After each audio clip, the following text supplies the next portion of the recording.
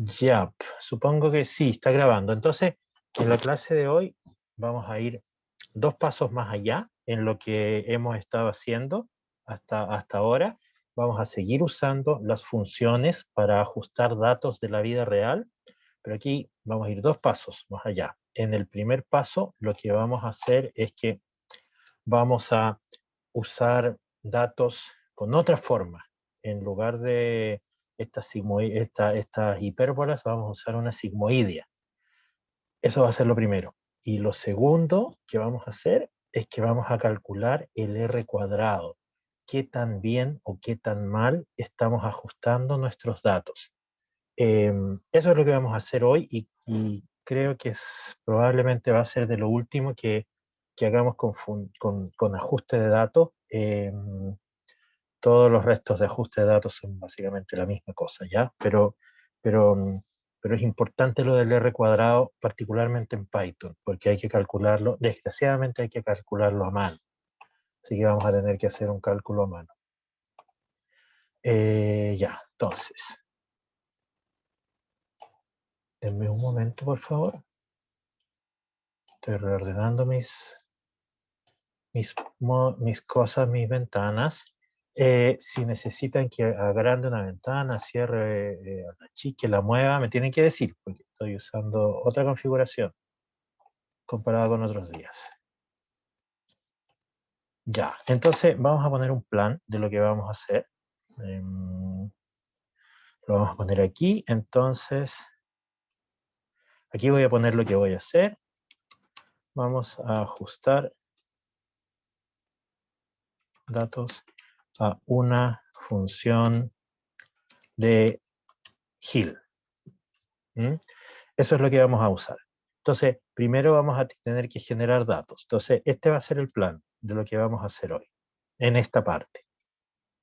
Primero vamos a generar datos con forma sigmoidea.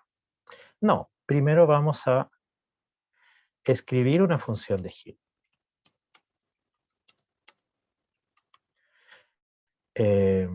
Después vamos a generar datos sigmoideos con otra función. Esto es diferente que lo que hicimos en la clase anterior. Usamos la misma función para generar y para ajustar. Ahora vamos a hacer otra función. Y luego vamos a ajustar los datos experimentales con comillas. Y finalmente vamos a calcular a mano el R cuadrado. Esto es lo que vamos a hacer. Probablemente vamos a usar varios programas para hacer esto. Entonces, vamos por partes. Entonces, vamos a definir una función de Hill. Y vamos a primero entenderla. Y después de esto, vamos a hacer los ajustes. Entonces, vamos a escribir la función.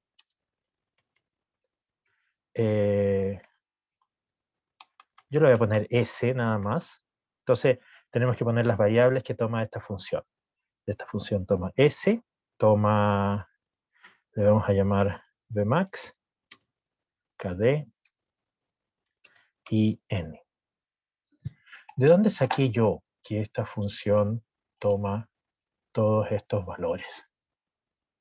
¿Me los inventé? No, yo fui a la Wikipedia, igual que ustedes.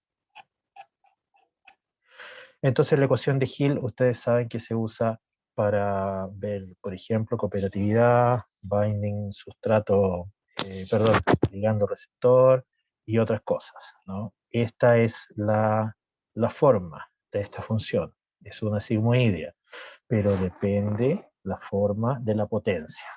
¿Ya? Esa es la cosa. Entonces, ¿cuál es la forma de la ecuación? La forma de la ecuación es esta. Entonces, la fracción unida, por ejemplo, en esta forma, que es la proporción ligando-receptor, es 1. Aquí yo le puedo poner Vmax, por ejemplo, o cosa máxima, sobre 1 más una constante, que esta es la constante de asociación, la constante de disociación, la S50, lo que sea que les acomode a ustedes, sobre la concentración, en este caso del ligando. Vamos a usar esos valores, me gustan, esa nomenclatura, por el N. Entonces, aquí abajo, la Wikipedia nos dice, teta es la fracción de los receptores, L es el ligando, KD es la constante aparente de disociación, Ka es la concentración que ocupa la mitad, y N es el coeficiente de G. ¿Ya? Y ahí, fíjense, alguien ya hizo un experimento y lo está ploteando. Eso es lo que vamos a hacer ahora. Entonces,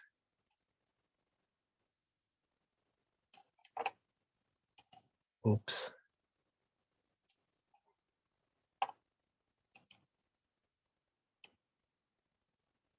Vamos a ver si hace la magia. Ahí hace la magia. Entonces escribamos esa ecuación. Y esa ecuación, y como soy flojo, al tiro le voy a poner return, como aprendimos el otro día. Entonces esto le voy a llamar, en lugar de máximo le voy a llamar max. No se puede. Miren, conoce ese valor. Maxi, ese no lo conoce. Maxi 1 más, no encuentro el más. Le voy a poner KD sobre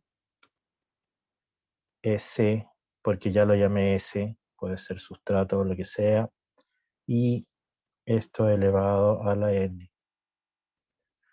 Ahí está mi función. ¿Está bien escrita? Veamos. Maxi, que es el valor máximo, puede ser 1 también, ¿eh? Yo le estoy poniendo maxi. 1 más la constante sobre la concentración, ¿está bien? La constante sobre la concentración, y todo ese cociente elevado a la n, todo ese cociente elevado a la n, y ahí se acaba el paréntesis. Perfecto.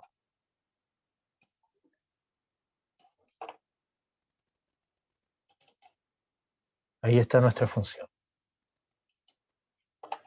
Ahora tenemos que hacer que esta función, queremos estudiar esta función. Entonces lo que vamos a hacer es que vamos a generar, hice algo, perdón, tenía el cursor en otro lado. Vamos a generar un sustrato, por ejemplo, un eje de sustrato. Le vamos a llamar sust, no de susto, sino de sustrato.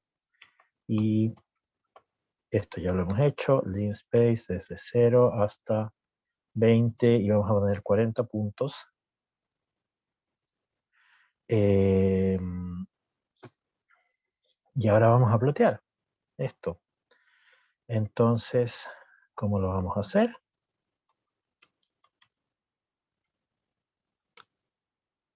Sustrato. Profe, le falta ¿Qué me falta? importar todo. Oh, había alguien despierta. Yo hoy he estado durmiendo todo el día. Listo, ahí está. Muchas gracias. Entonces, ya, vamos a plotear. Entonces, ¿cómo lo vamos a hacer? El eje de las X y el eje de las Y. No tengo eje de las Y. Entonces voy a poner, voy a llamar a la función al tiro. ¿Quiero hacer eso o no quiero hacer eso? Sí, porque soy súper flojo. Entonces, y aquí le voy a decir, aquí voy a llamar a la función. Entonces, le tengo que poner primero ese valor de S, que es el sustrato. Listo. Vamos al siguiente valor, maxi, 1, porque somos súper flojos. KD. Déjenme mirar mi... ya estoy mirando esto. 5. Y ahora el N. 0.5 le había puesto yo por alguna razón. Eso es todo. Fíjense lo que hizo. Estoy mirando las variables. Solamente tiene una variable que es el sustrato, y es linspace. Ok. Vamos a ver el plot. ¿Qué función más rara? ¿Cierto? Entonces, digámosle que grafique pelotitas. Oh, no le gustó, porque me faltaba una coma. Se demoró. Esto es interesante. Ah. Entonces, fíjense la forma. ¿Esto se parece a una sigmoidea? La respuesta corta es que no se parece a una sigmoidea. ¿Qué pasa si yo cambio ese valor? Le voy a poner el valor de 1. Eso parece una exponencial. Eso más bien es una hipérbola. Miren lo que pasa ahora si le cambiamos el valor a 2. Miren lo que ocurrió. ¿Se dieron cuenta? Cuando el coeficiente n es 1, es una hipérbola. Cuando es 2, ya no es una hipérbola. Le voy a poner 3. Le voy a poner 4. Le voy a poner 10. ¿Qué fue lo que cambió entre 10 y 4? Fíjense, ese es 10. Este es 4. ¿Qué cambió?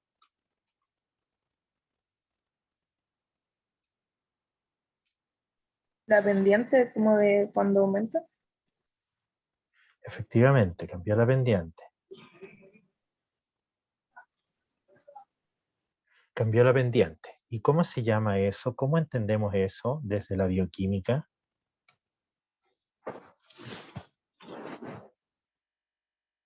¿Ustedes tuvieron bioquímica? Uno, aunque sea. Sí, que se satura más rápido. Pero eso tiene un nombre en la bioquímica, ¿no? Cuando estamos hablando de la ecuación de Hill.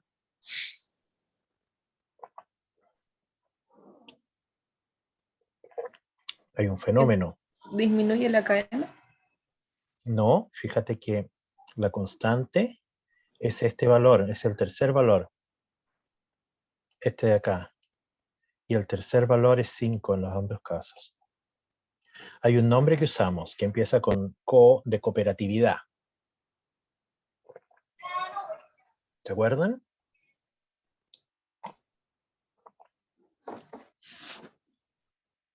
¿Sí o no? Porque esta pregunta es importante. ¿Se acuerdan o no? No me suena, profe. No les suena la cooperatividad. Le vamos a tirar la mecha a Renato Chávez o quien sea que sea el profesor de bioquímica. Hay un fenómeno que se llama cooperatividad. ¿Ya? La cooperatividad se define... Aquí está. El coeficiente de Hill es el que define esta cosa de la cooperatividad. Cooperatividad significa que ustedes tienen una reacción enzimática de varias enzimas, perdón, de varias subunidades. Si esas subunidades son independientes, imagínense, tienen un dímero, si me están mirando mi carita, tienen un dímero y cada dímero es independiente, no hay cooperatividad, no se ven, es como que estuvieran separadas. Pero si estas subunidades están unidas y la unión o la actividad de una subunidad afecta a la otra, eso se llama cooperatividad. Y eso se estudió, eso es de las primeras cosas o de las cosas más importantes que se aprenden en la bioquímica. Y esto, el caso claro es la hemoglobina. Y para esto se trabajó mucho y hay muchos modelos de cooperatividad y están los modelos cinéticos de Mono, Wyman y Changó que tratan de explicar la cooperatividad. ¿Cómo se ve en la práctica? Cambio de pendiente, fíjense. Ahí hay una pendiente de 4 y esto de acá, el damasco, es una pendiente de 10. Ese mayor pendiente es la cooperatividad. Y eso está dado por este último parámetro, el n. Y ese n es el número de Hill. Eso se lo tienen que haber explicado, yo creo. ¿Ah? Ya. Entonces lo que estamos haciendo en esta parte es entendiendo esta ecuación. Entonces, ahora yo quiero saber si esto es verdad y quiero poner quiero graficar esto varias veces, con varios valores. Pero lo quiero hacer en un loop porque somos flojos y porque ya sabemos programar. Entonces, ¿qué vamos a hacer? Vamos a tomar una de estas líneas, la línea 19, por ejemplo, y la vamos a meter en el loop. Y yo quiero graficar 4 valores. N igual 1, 2, 3, 4. ¿Cómo lo hago? ¿Qué tengo que hacer? Guíenme porque supongan que hoy estoy durmiendo, lo cual es casi verdad. Entonces, quiero graficar en un loop cooperatividades o valores de n del 1 al 4. ¿Qué tengo que escribir?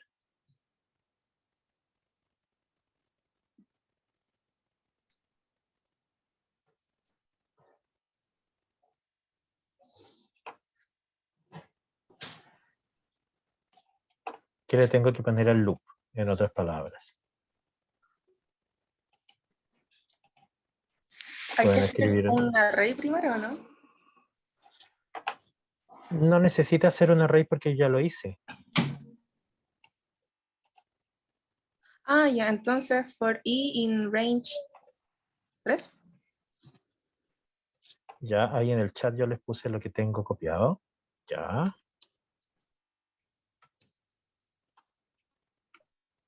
In range, pero quiero ir del 1 al 4. Entonces, Entonces, ¿cómo lo hago? in range,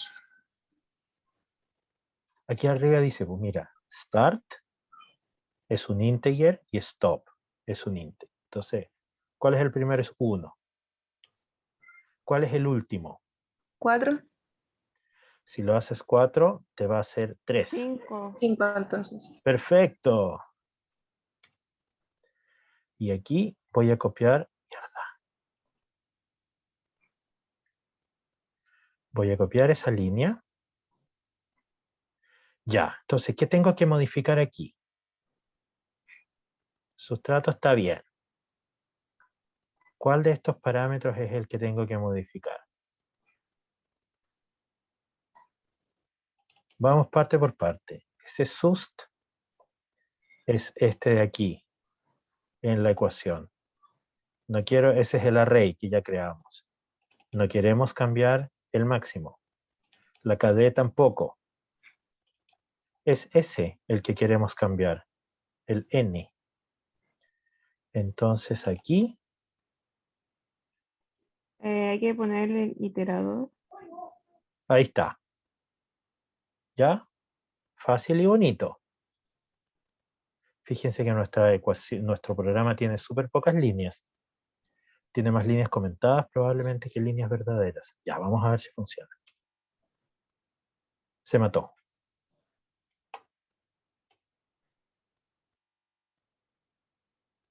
Fíjense que nos dijo algo horrible. Aquí pasó algo de la computación. Y aquí es donde tenemos que recordar que estamos usando cosas de la computación. Dividido por 0. Pero no se mató. Ok. En alguna parte dividió por 0.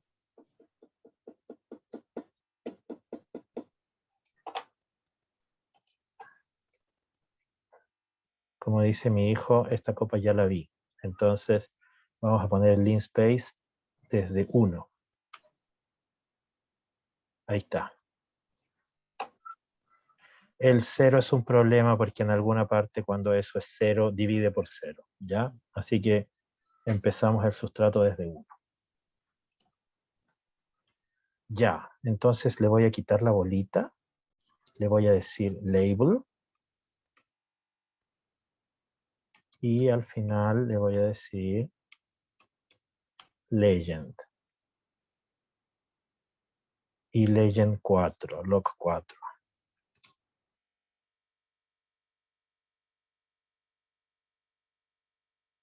Ahí lo tengo mal escrito. Entonces fíjense lo que hizo. ¿Por qué no le puso legend? Que tiene 2T, profe. Gracias. Soy torpe. Ya, ahí está. Entonces fíjense lo que hicimos.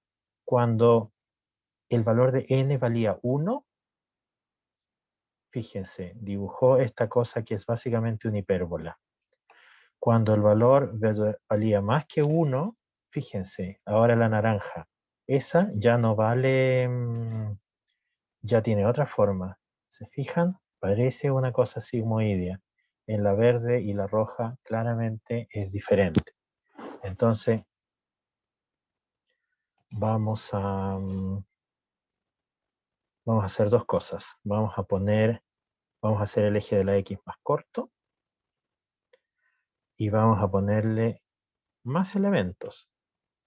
Vamos a ponerle ahí, a ver qué pasa. Entonces se fijan que uno podría ir básicamente hasta el infinito, poniendo más cosas, y ya queda claro que el valor de n tiene que ver con la pendiente. Cuando la n es más grande, la cooperatividad es mayor, y esa pendiente es mayor, ¿ya? Eso, entonces ya entendimos esta ecuación. Voy a tomar té.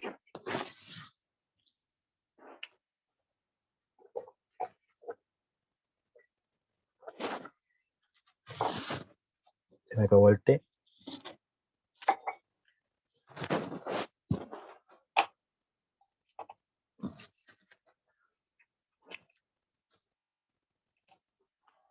Ya. Entonces ahora que ya aprendimos a usar esa ecuación, vamos a hacer lo que viene. Vamos a generar datos sigmoidios y luego vamos a ajustar, pero ahora con esta ecuación que hemos aprendido. Entonces, voy a copiar todo esto y nos vamos a organizar. Ahí faltó la I. Ya, entonces aquí describimos la función de Hill. Entonces, vamos por acá. Vamos a generar datos sigmoidios, pero usando otra función. ¿De dónde saco otra función?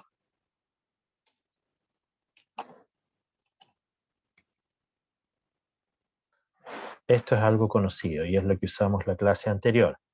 Definimos esta función que se llamaba sigmo. Este es un pariente. No, esta no la definimos en la clase anterior, esta me la inventé yo hoy. Entonces, esta es una función parecida, pero no es la misma función. Fíjense, esta función tiene un valor máximo, perfecto, igual que esta. Luego ese valor máximo partido en 1 más, igual que esta. Y aquí es la cosa diferente. Tiene una exponencial elevado a la menos sustrato menos algo sobre un factor que se llama KD. Esto se parece más a lo que usamos en electrofisiología, una función de Boltzmann.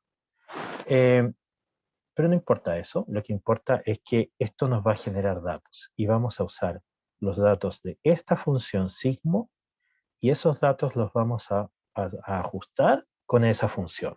Y veamos qué pasa. Entonces, generamos este sustrato. Ahora vamos a generar la sigmoidea y le vamos a llamar, yo le llamé velo, de velocidad. Velo sigmo. ¿Y qué hago ahora? ¿Cuántos son los pasos que teníamos que hacer? Primero lo que hicimos la semana pasada fue usar la función para generar un array. Luego generamos un array de cosas al azar y luego lo sumamos. ¿Se acuerdan? Entonces, vamos a usar esa función. El primer elemento es sust, que es el array que acabo de crear.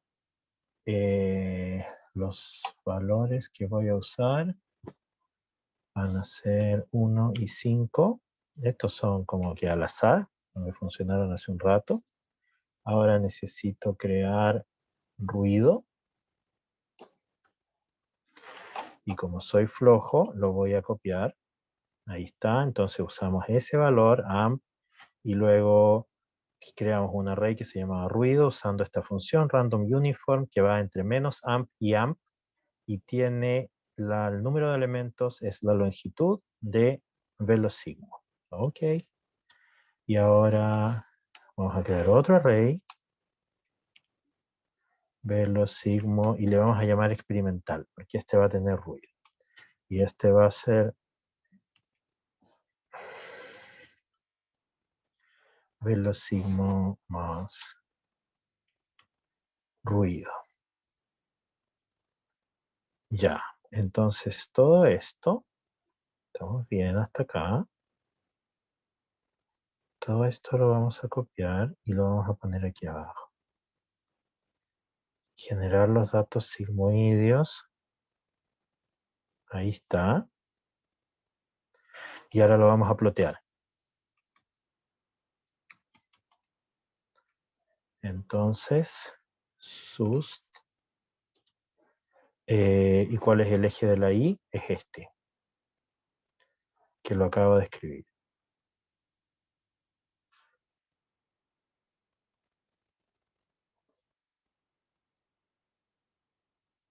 Así a lo bruto nomás, a ver qué da.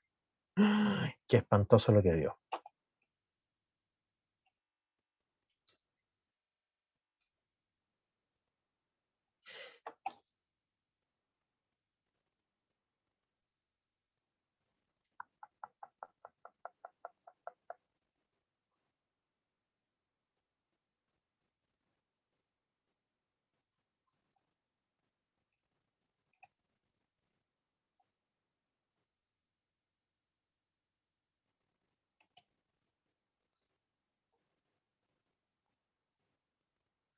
Sustrato 1.5. AMP.1. Sigmo, sustrato verosigmo exp. Está bien. Ok. Ya. ¿Qué es lo que pasó? Lo que pasó es que con estos valores no son lo suficientemente, miren, llega el eje de las X hasta 15, más o menos. Le vamos a poner 70. Ahora sí.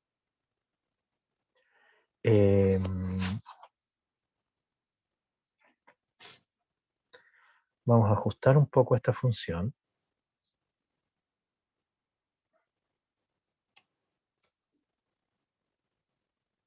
Entonces, ¿qué es lo que he hecho? ¿Qué es la diferencia aquí?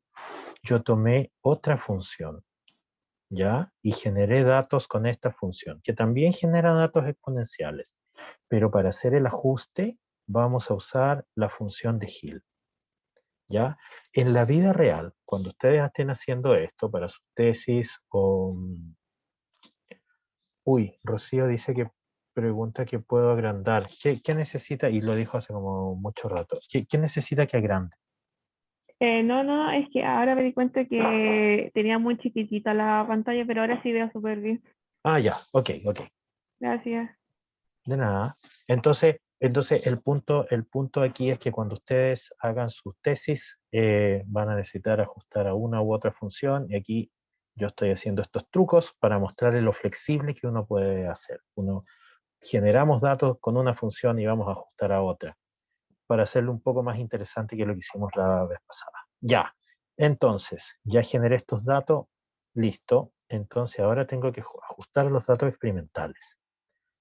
¿Cómo lo vamos a hacer? De la misma manera que lo hicimos la clase anterior, con curvefit. Entonces, popt, cov, no vamos a usar covarianza, vamos a llamar a curvefit. Ahí está. ¿Y qué le vamos a decir? Tenemos que ir aquí, fíjense, y tenemos que ir paso por paso. Entonces, el primero es poner la función. La función es Hill. Listo. ¿Cuál es el eje de las X? Sust. ¿Cuál es el eje de la Y? Y data. Este de acá, velo sigmo exp, que son los datos que tienen variabilidad. Velo sigmo exp.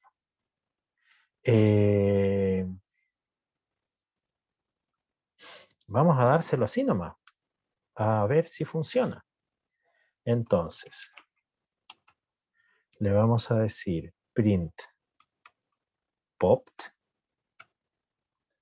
para que nos dé los valores del ajuste y le vamos a decir que plotee esto. Entonces, plt plot sust es en el eje X y en el eje Y esta cosa pitónica, entonces que tenemos que llamar a la función que se llama heal, ponerle el primer argumento que es sust y después ponerle la magia.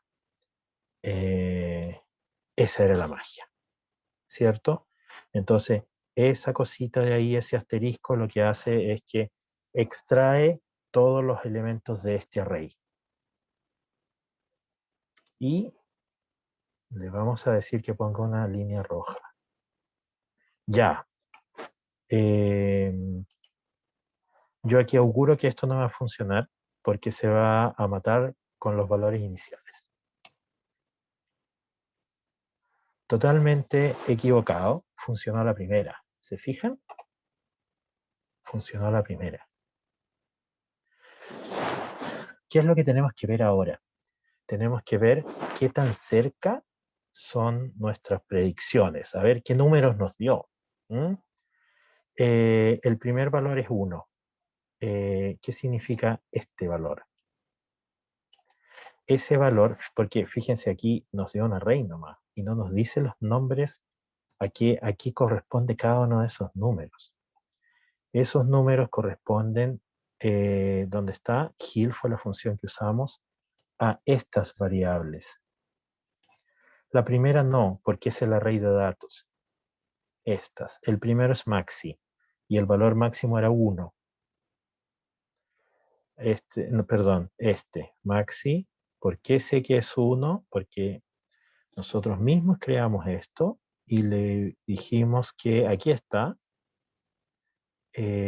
Usamos esta función, ¿cierto? No me crean nada de lo que dije. Es esta función la que tenemos que ver. Vmax. Y cuando corrimos la función aquí en Velosigmo, ese valor era 1. Este valor es 1.25. Bastante cercano de a 1. 1.0. Vamos al siguiente. 30. Ok, razonable. Esto, yo conozco esa función. Esto, cuando tenemos este valor de aquí, este valor es cuánto se desplaza en el eje X. Se desplaza 30. Pero ¿qué cosa? El punto medio. Esto es muy similar a lo que veíamos en biofísica cuando teníamos estas sigmoideas que estaban ahí, tenían dos parámetros, una pendiente aquí que llamábamos Z y un B medios que era el punto medio. Bueno, ese 30 es el punto medio. ¿Ya? Ok. Y este es el valor de la cooperatividad. Y ese valor, fíjense lo brutal que dio este valor. Este valor es entre 5 y 6, tirando para 6. Como usamos esta función para crear los datos, ahí no tenemos idea de cuál era ese valor. Así que, ok, muy interesante. Corrámoslo otra vez, porque recuerden, en la línea 26 estamos metiendo ruido. Entonces, corrámoslo otra vez para ver si funciona o no funciona. Si da valores similares o valores diferentes. Da valores bastante similares, ¿se dan cuenta?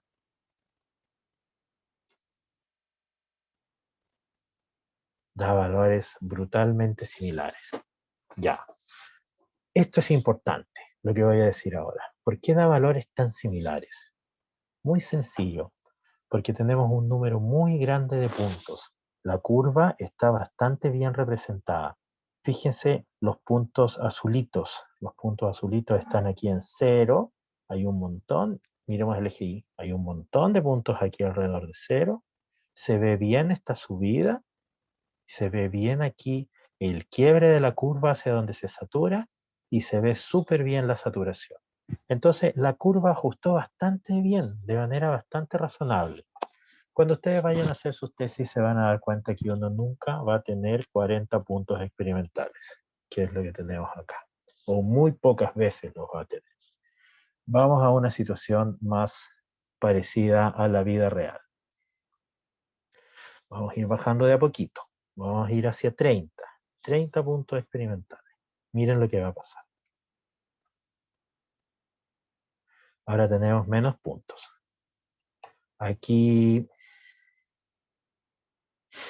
algo pasó, probablemente dividió sobre 0. Pero no importa. Fíjense los valores. Los valores siguen siendo muy parecidos. 1.020 y tantos. ¿Se dan cuenta? Estos valores con esos siguen siendo bastante parecidos. Ya. Sigamos bajando. Vamos a poner ahora solo 20 puntos.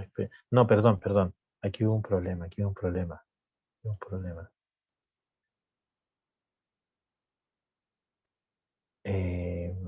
No, estaba bien.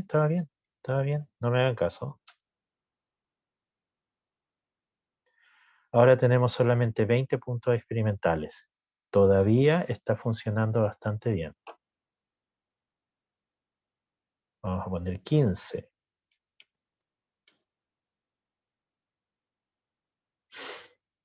Ahora al ojo, todavía esto funciona bien. ¿Se fijan? Pusimos 10.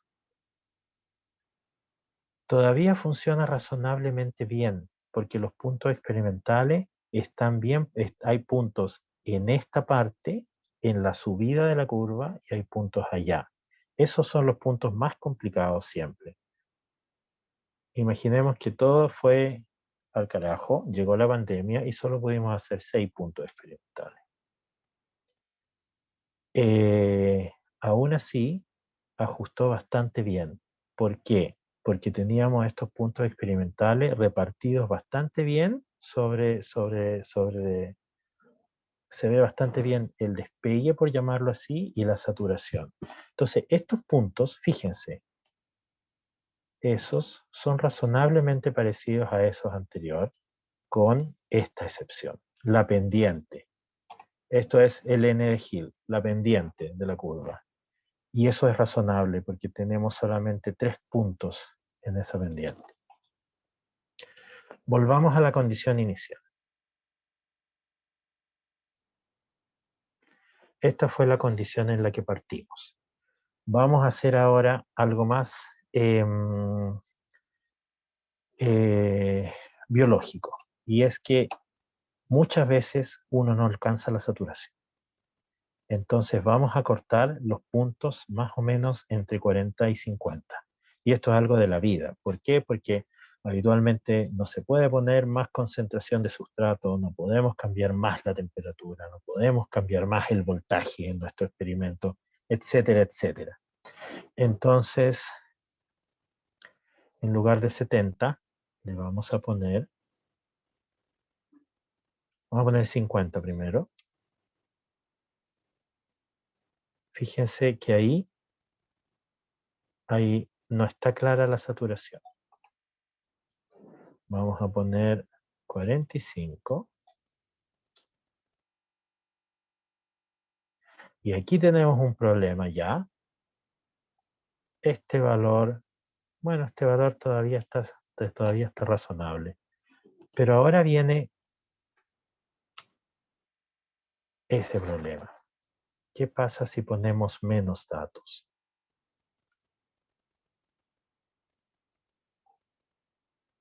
Todavía, fíjense que aquí satura un poco, ¿ah?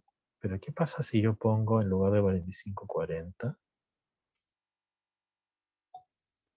Se mató.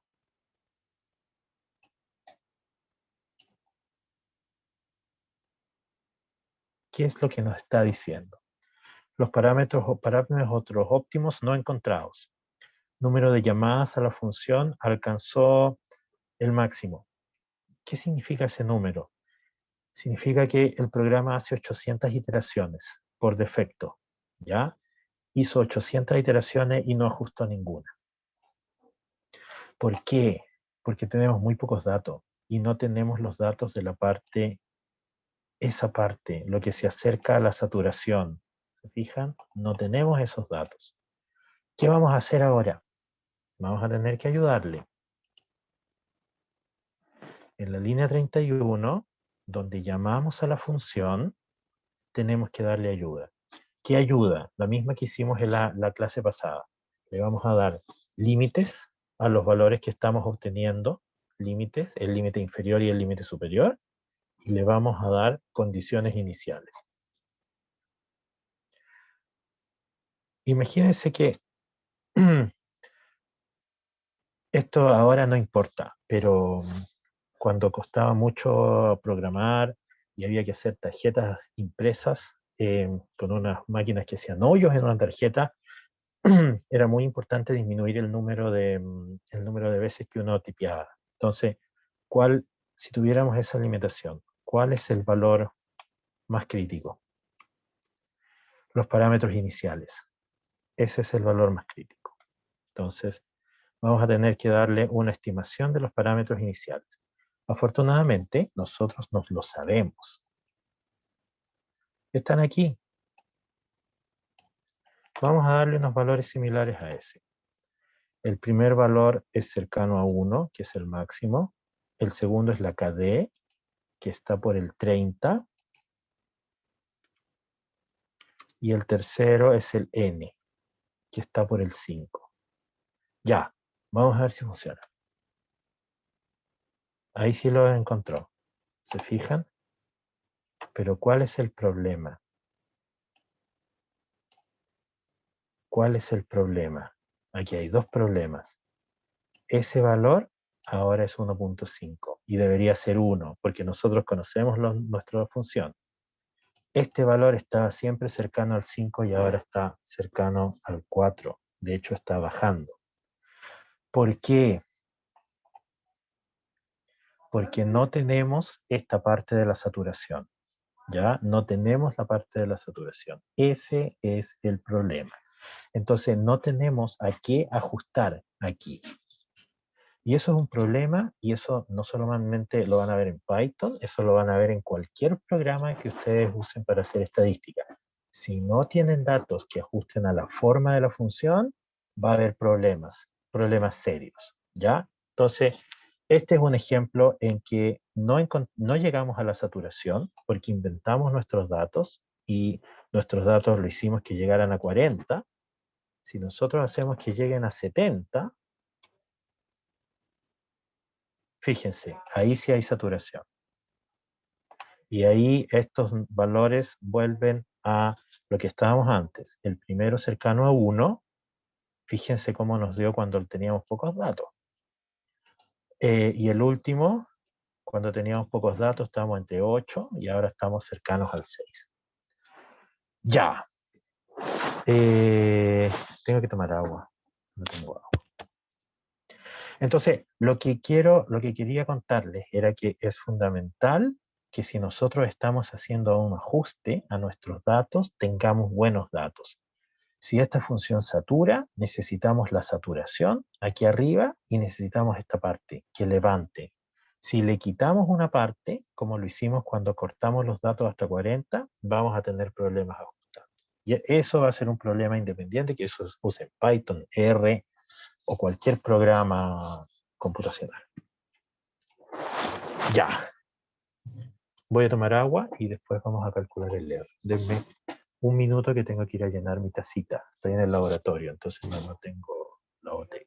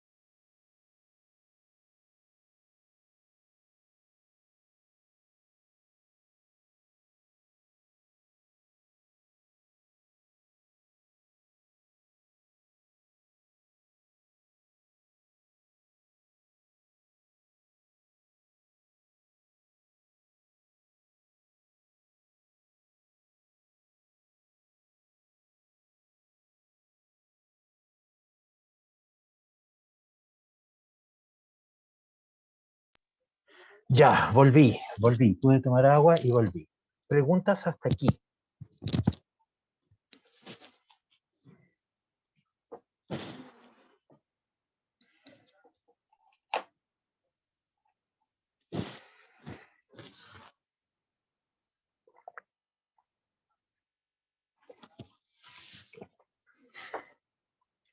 Lo último que vamos a hacer es, vamos a calcular el R cuadrado. Entonces, ¿qué cosa es el R cuadrado? Vamos a preguntarle a esta cosa. ¿Les suena qué cosa es el R cuadrado?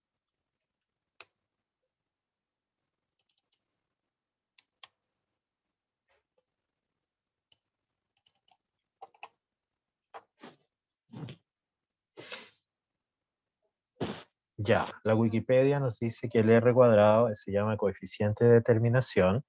Es una medida estadística que representa, básicamente, nos dice qué tan cerca estamos, qué tan bien es nuestro ajuste y qué tan mal es nuestro ajuste.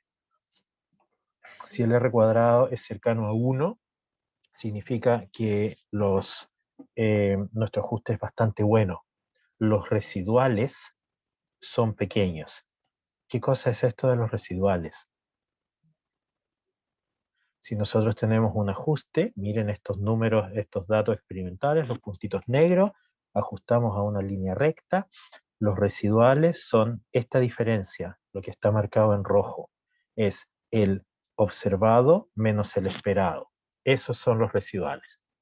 Entonces, si los residuales son pequeños y la suma de los residuales está en torno a 0, o sea, los que van para arriba de la línea son básicamente igual a los que van para abajo, eso significa que son 0, es que estamos súper bien. Los datos ajustaban a una línea recta. Y ahí el R cuadrado es muy cercano a 1. Si el R cuadrado se aleja hacia abajo, esto va desde 0 a 1, si se aleja de 1, estamos mal en nuestro ajuste. Ya, yo supongo que eso lo vieron en estadística, eso lo tienen que haber visto. ¿Se acuerdan? Sí, lo vimos, profe. Perfecto. Y probablemente lo vieron con una línea recta. ¿Por qué? Porque el R cuadrado tiene sentido estadístico en una línea recta. Lo que probablemente uno siempre olvida es que el sentido en otras formas, en otras funciones, no es tan claro, ¿ya? Pero habitualmente todo el mundo usa el R cuadrado para funciones que no son línea recta. Entonces, vamos a calcular el R cuadrado y vamos a ver qué tan bueno está nuestro ajuste. Y vamos a hacer un ajuste malo también, para que se vea ahí qué tan bueno está el ajuste. Ya, entonces, ¿cómo se hace en Python? En Python no es fácil. Esa es una de las pocas cosas que no es fácil de hacer en Python. Aquí le estoy poniendo esa página de Stack Overflow. Esta es la explicación más simple que yo he encontrado. La uso siempre. Entonces aquí, este tipo que no sé cómo se llama, o tipa, no lo sé, Matías preguntó cómo se hace para calcular el R cuadrado. Y aquí alguien le respondió con las fórmulas. Entonces, tenemos que calcular los residuales. Estos son los residuales. La diferencia, no, perdón. Sí. La diferencia del número experimental, no. Estos son los residuales. ¿Mm? El número experimental versus el número del ajuste. Y hay que hacer todos estos cálculos de aquí. La suma total, la suma de los residuales y el R cuadrado. Aquí está escrito fácilmente, porque la gracia de este post es que usó lo mismo que nosotros usamos, CurveFit. Entonces, ¿qué es lo que necesitamos? Necesitamos la suma de los cuadrados. Entonces, primero hay que calcular los residuales. Los residuales es muy sencillo. Son los valores experimentales menos el valor del ajuste de la función. Luego vamos a hacer la suma. Entonces, pero la suma, fíjense, los residuales al cuadrado primero y luego la suma. Y esto nos va a dar un número. Y al final, la suma total. Entonces, NumPy sum, y esto ya es más complicado, es el dato experimental menos el promedio, y todo eso elevado al cuadrado. Esto de aquí arriba, la suma total. El dato experimental menos el promedio y todo elevado al cuadrado. Y luego, cuando tengamos todos esos valores, vamos a hacer esta resta. 1 menos, o sea, la diferencia de ese cociente. Son varios pasos, pero no son complicados.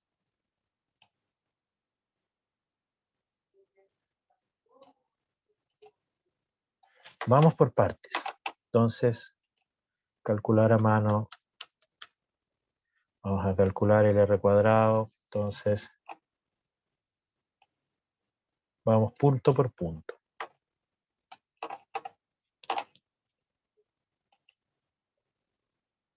Y como soy flojo, yo ya lo había hecho. Entonces, lo primero que tenemos que calcular son los residuales. Los residuales, fíjense lo que es. Este es el array de los puntos azules, el array experimental. Menos, ahora este es el ajuste de la curva. Fíjense, esto es la función de Hill evaluada con estos argumentos, sustrato y los valores del ajuste. Entonces, esto es lo mismo que en estadística se llama observado menos esperado. Listo, esos son los residuales. Muy simple. Vamos al siguiente punto. La suma de cuadrados.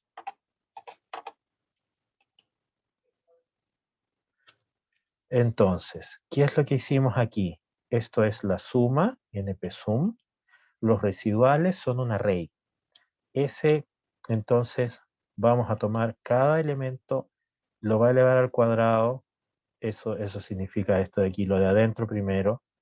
Y luego va a sumar todos estos elementos. Entonces, res, la suma de los residuales, es un número, no es un array. Porque esta función sum, si uno le pone un array, va a sumar todos los elementos del array. Vamos a escribirlo aquí al final. Suma todos los elementos del array.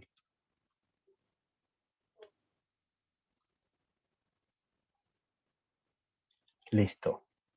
Falta un paso antes del paso final. La suma total de cuadrados. Este es más complicado. Entonces, tenemos que tomar ese array, que es el array de los datos experimentales, menos el promedio, esto es el promedio, de todos esos elementos. ¿Ya? Pero todo eso elevado al cuadrado. Y después la suma. Esto es lo mismo que estaba en la fórmula, ¿eh? Nada más. Y ahora, por fin,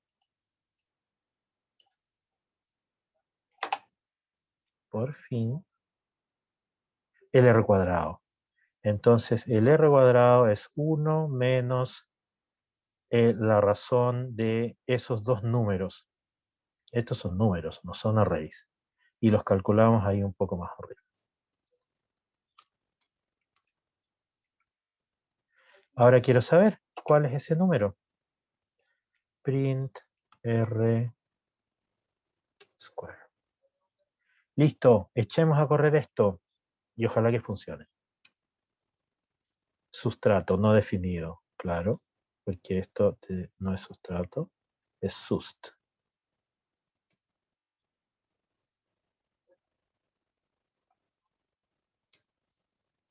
Entonces aquí le voy a poner print R. ¿Dónde está en este compu la cosita del coso? Entonces fíjense, ¿se acuerdan que en estadística nos decían que mientras más 9 tenga este número es mejor? Este tiene 2 9. Eso está bastante bien. El ajuste está bastante bueno. Corrámoslo de nuevo. Sigue teniendo dos nueves. De nuevo. Sigue teniendo dos nueves. ¿Ya? ¿Está bien? Ok. Fácil y bonito. ¿Qué pasa? Ahora que tenemos estos datos que son de mentira, son datos dummy, podemos hacer algunas cosas. ¿Qué pasa si yo aumento brutalmente el número de puntos? Tengo 20 puntos. Los definí aquí en la línea 21. ¿Qué pasa si yo pongo muchos más puntos? 40 puntos. Si pongo 40 puntos, fíjense, ahora la función está mucho mejor definida. ¿Cambió el R cuadrado? En verdad no cambió mucho, ¿ah? Yo pensé que iba a cambiar. Pongamos muchos más puntos. No, 80. No cambia mucho. Pongamos 200 puntos, a ver. Si se fijan, el valor de R cuadrado no cambió mucho. Y no cambió mucho porque tenemos súper bien definida esta parte, la subida y la saturación. Y esas son las partes que tienen más forma, por decirlo así, en esta función. Volvimos a la situación de los 20 puntos. Pongámosle 10 puntos.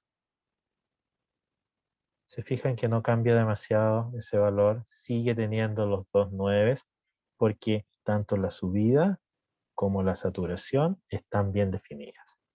Perfecto. Volvamos a la situación inicial. Tenemos 20.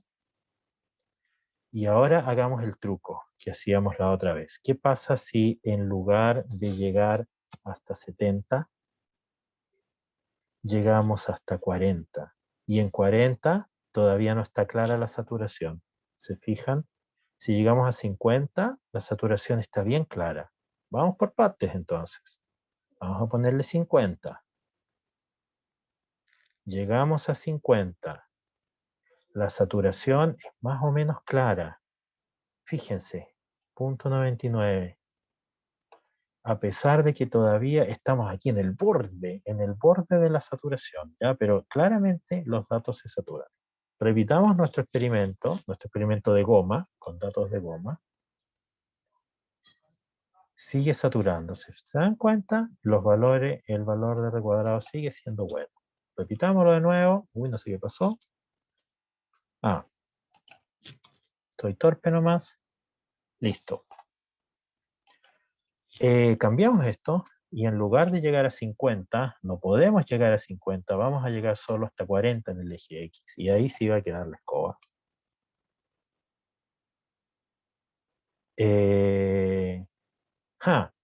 Y esto es interesante.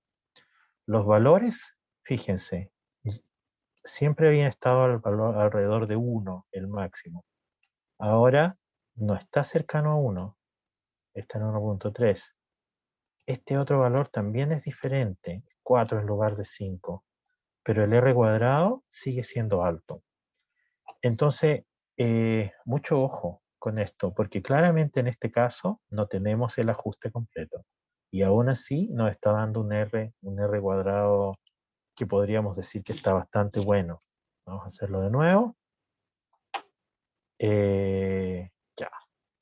Disminuyamos el número de puntos. Perdón, esto hasta 35, el eje de las X. ¿Qué pasará ahora? Se mató. Lo mismo que había pasado antes. Se mató. Y eso que aquí ya tenía ayuda. Tenía ayuda. Tenemos que darle más ayuda. Tenemos que ponerle límites. Esto es, voy a poner una línea aparte, porque esto va a ser largo. Esto es un array. A ver.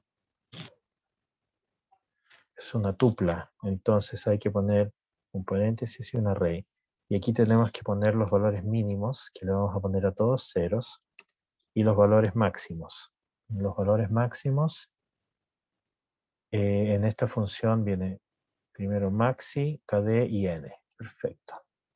El valor máximo lo vamos a poner que es 2. para el máximo. Sabemos que los datos solo llegan hasta 1. Entonces, le vamos a poner 2, un poco pasado. El KD, vamos a ponerle 20. Sabemos que era como 30. Este valor de acá. Y finalmente, vamos a poner el último número, que era como cercano a 5. Le vamos a poner 4. Ya, veamos qué pasa. No le gustó. Ahí está, me faltaba un paréntesis. Ok, sigue sin gustarle el X0, es uno de los parámetros que usa internamente la función de ajuste. Ya, cuando tenemos pocos datos esto pasa. Entonces vamos a ayudarlo hasta el límite.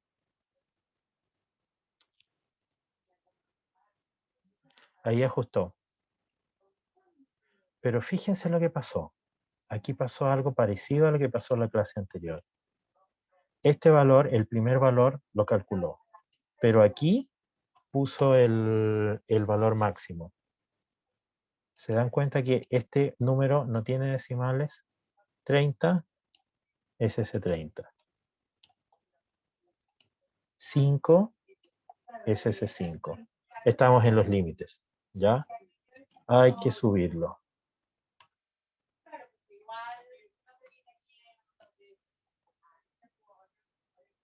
Fíjense que ahora ajusta este, da números, pero este no ajusta.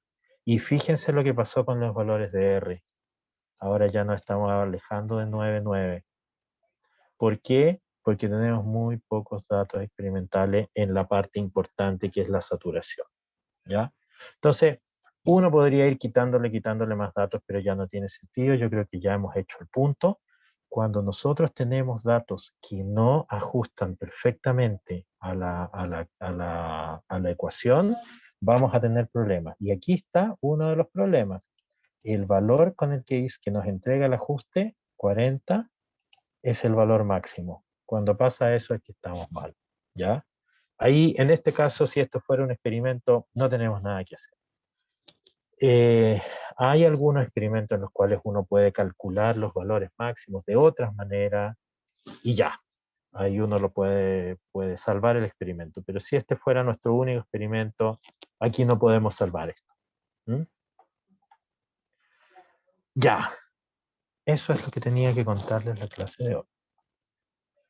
La clase del jueves vamos a cambiar totalmente de tema y vamos a empezar a hablar de otras cosas y vamos a ver otro programa para escribir en Python que es una cosa bastante más moderna que esto y nos permite hacer cosas del siglo XXI. Aquí estamos haciendo cosas del siglo XX todavía.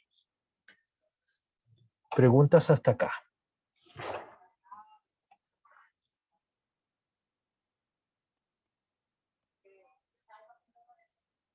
No, profe. Uy, algo pasó.